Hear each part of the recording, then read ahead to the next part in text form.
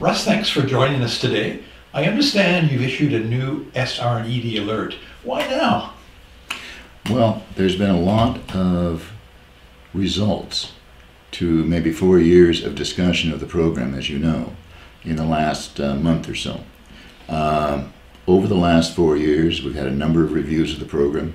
The government has brought in a consultant to look at the program. We understand that Minister Blackburn believed that significant changes were appropriate. Minister Ashfield has worked for it, and the current minister now is announcing and implementing changes. That's some good background and rationale, but what are the key issues that we should be paying attention to?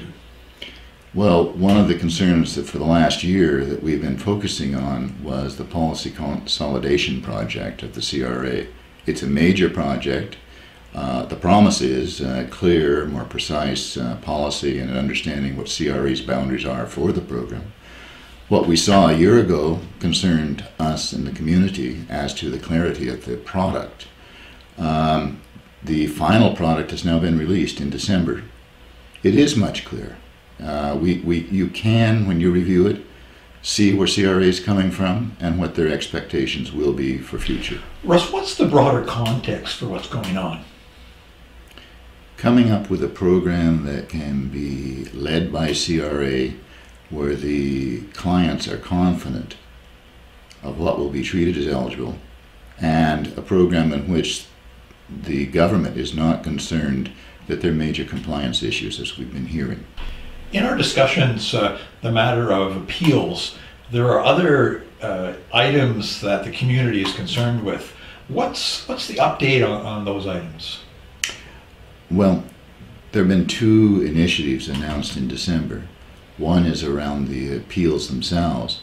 They have announced that there will be a new group working on appeals. That's a strong group from what I hear. And a new process is being put in place for the appeals process. So they're looking for a improved commentary on that program. And can you also comment on pre-claim review? I know that's something of interest to the community. Well, certainly the issue of certainty.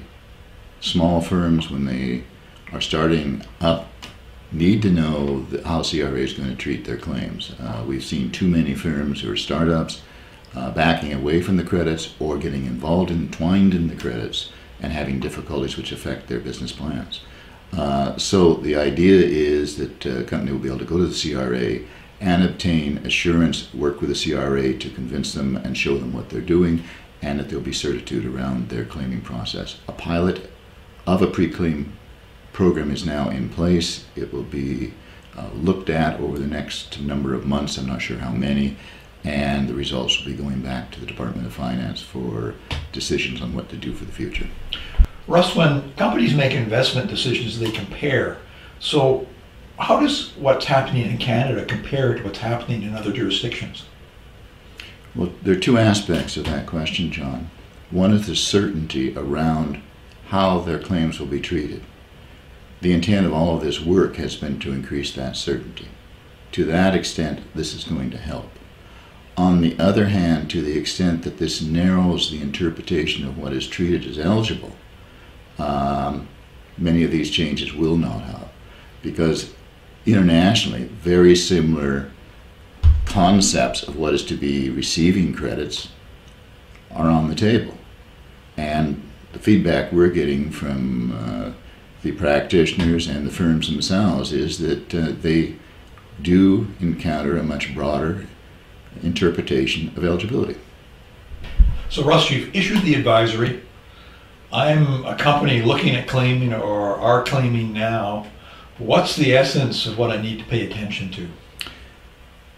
What we think is that it's extremely important for companies using the program to sit their research teams down, their R&D teams down, and review CRA's guidance on what work is eligible.